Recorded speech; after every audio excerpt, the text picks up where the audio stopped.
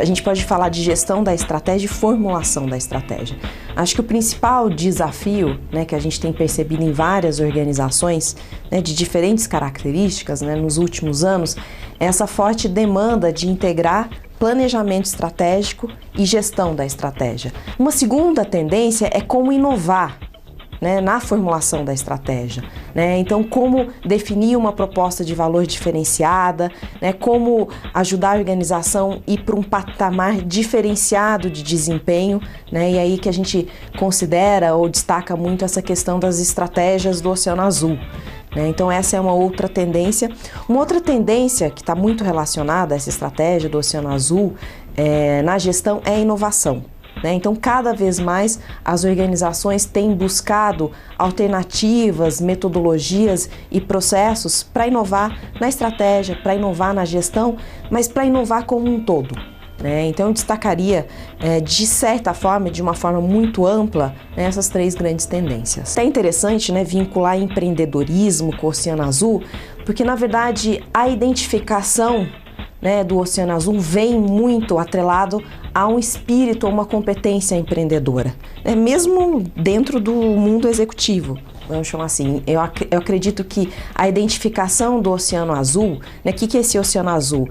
É como identificar alternativas estratégicas para a organização, olhando aqui para o longo prazo, que tornem, de certa forma, a concorrência ou o mercado como ele até então é conhecido, irrelevante.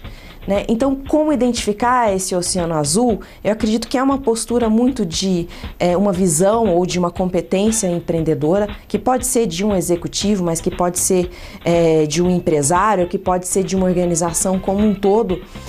Então, eu acredito que o desafio é identificar novas plataformas, novos mercados, novas soluções de uma forma muito integrada, com uma proposta de valor totalmente inovadora e diferenciada. Acho que esse é o grande desafio do Oceano Azul. Primeiro, num ambiente bem competitivo, existem as correntes tradicionais de planejamento estratégico, quando a gente fala muito de uma visão tradicional, olha, como é que eu posso sobreviver no mercado altamente competitivo? Ou eu tenho que ter um produto bastante diferenciado, um produto-serviço bastante diferenciado, que vão me assegurar uma percepção de valor diferente pelos clientes, ou eu tenho que ter uma equação de custos muito reduzida que me torna também competitivo. Ou seja, ou eu sou líder em produtos, ou eu sou líder em custos. Só que, na verdade, quando a gente olha para essa lógica convencional de estratégia, tem muitas empresas que não são nenhuma coisa e nem outra, e não tem espaço para todo mundo ser líder em produto ou líder em custos. Então, qual é a alternativa, qual é o espaço de pensamento estratégico e gestão dessas empresas todas? E eu acredito que aí sim é começar a identificar propostas de valor dentro de uma perspectiva de estratégia do Oceano Azul e mercados até então nunca imaginados. Acho que um bom exemplo que ilustra esse tipo de pensamento estratégico é o famoso Cirque du Soleil.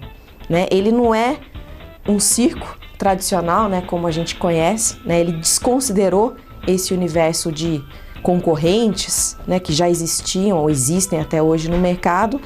Ele trouxe alguns atributos de valor que vêm da atmosfera circense, mas ele trouxe atributos de valor do cinema, do teatro, da dança, da ópera, e criou um novo negócio. E que, na verdade, também abocanhou, no bom sentido, um conjunto de clientes não tradicionais, de um circo. Tradicionalmente, quem vai ao circo era a criança, e às vezes a família que levava a criança. Mas era um espetáculo totalmente dirigido ao público infantil.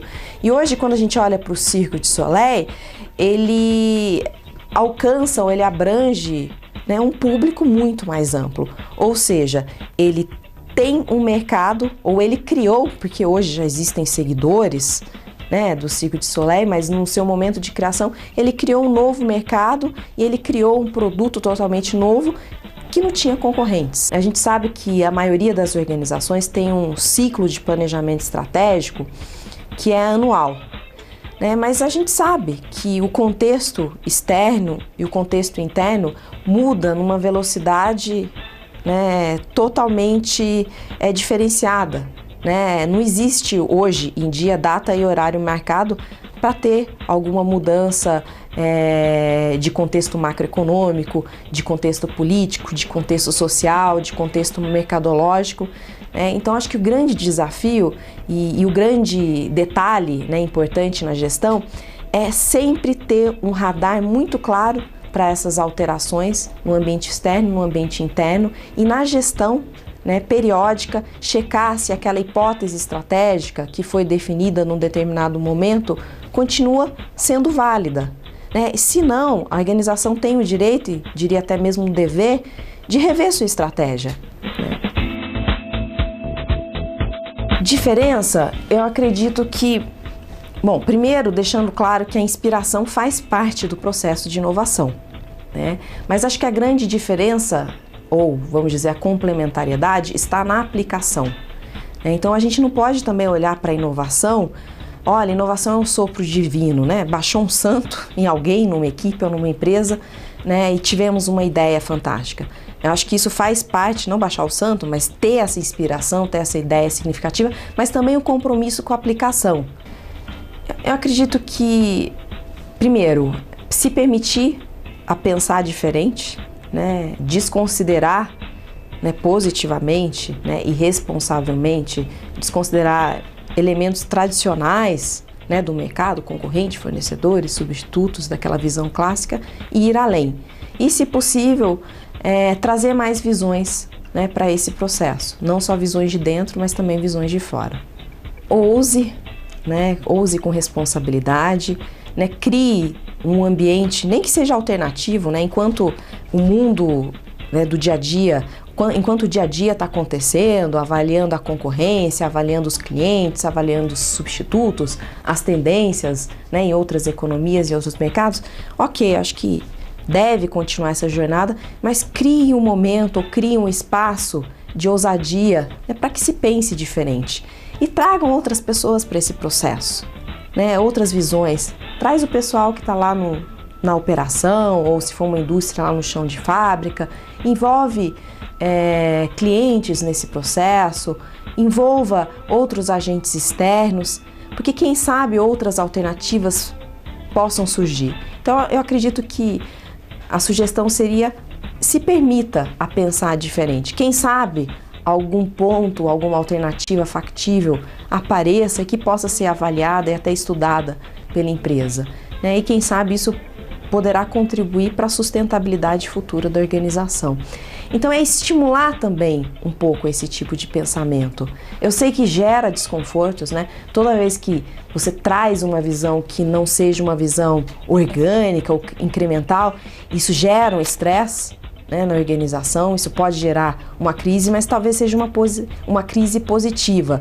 Não no sentido que tenha que ser um pensamento novo, né, ou aquele pensamento novo, mas eu vejo muito que a crise positiva podemos sim pensar diferente, se permitir, estimular isso, né, porque nem sempre, mas às vezes boas alternativas poderão surgir sim.